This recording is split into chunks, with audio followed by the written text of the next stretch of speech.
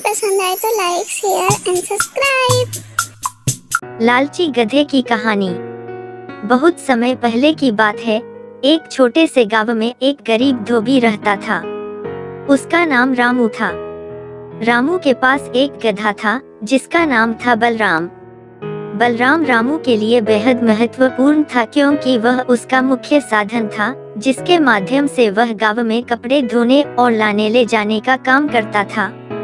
बलराम एक साधारण गधा था जो अपने मालिक के हर आदेश का पालन करता था, लेकिन उसमें एक बड़ी कमजोरी थी, वह बहुत लालची था। हर दिन जब रामू उसे गांव से नदी तक ले जाता तो बलराम रास्ते में हर संभव मौका खोजता कि कहीं से कुछ खाने को मिल जाए। उसकी इस आदत के कारण कई बार रामू को परेशानी उठानी पड़ती थी। एक दिन रामू ने गांव के बाजार से नमक खरीदा और उसे बोरियों में भरकर बलराम की पीठ पर लाद दिया। वह नदी की तरफ चल पड़ा ताकि कपड़े धोने का काम किया जा सके।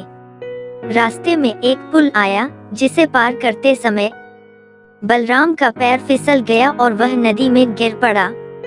नदी में गिरते ही नमक की बोरियां भीग गईं और नमक पानी में घुल गया। बलराम को तुरंत ही हल्का महसूस हुआ और वह जल्दी से नदी से बाहर आ गया। बलराम को यह समझ में आया कि नदी में गिरने से उसका बोझ कम हो गया। वह खुश हुआ और उसने सोचा कि अगर वह रोज नदी में गिर जाए तो उसे कम मेहनत करनी पड़ेगी। उसने यह योजना बना ली कि आगे से वह हमेशा पुल पार करते समय नदी में गिर जाया करेगा। अगले दिन रामू ने बलराम की पीठ पर कपड़ों की बोरियां लादी और उसे नदी की ओर ले चला। जब वे उसी पुल पर पहुंचे तो बलराम ने फिर से नदी में गिरने की कोशिश की।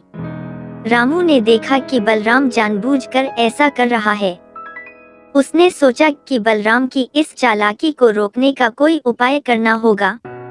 अगले दिन रामू ने बाजार से रुई खरीदी और उसे बोरियों में भरकर बलराम की पीठ पर लाद दिया।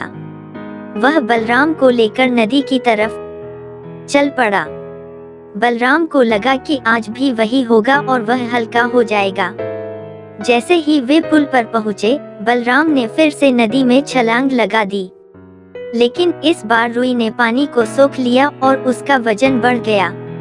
बलराम को बहुत भारी महसूस हुआ और उसे समझ में आया कि उसकी चालाकी ने इस बार उसे ही फंसा दिया है। रामू ने बलराम को बाहर निकाला और उसे समझाया, लालच बुरी बला है। तुम्हारी चालाकी ने तुम्हें ही मुश्किल में डाल दिया है। हमें हमेशा ईमानदारी और मेहनत से काम करना चाहिए, न कि शॉर्टकट ढूंढना चाहिए। बलराम को अपनी गलती का एहसास हुआ और उसने रामू से माफी मांगी। उसने वादा किया कि वह अब कभी लालच नहीं करेगा और ईमानदारी से काम करेगा।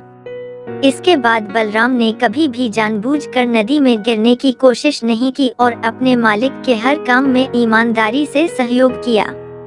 इस तरह बलराम ने सीखा कि मेहनत और ईमानदारी से ही सच्चा सुख मिलता है, जबकि लालच और चालाकी हमें केवल परेशानी में डालते हैं।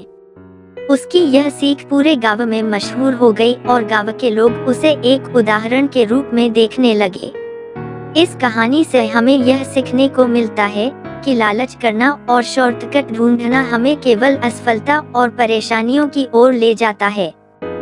ईमानदारी और मेहनत से ही सच्ची सफलता और संतोष प्राप्त होता है।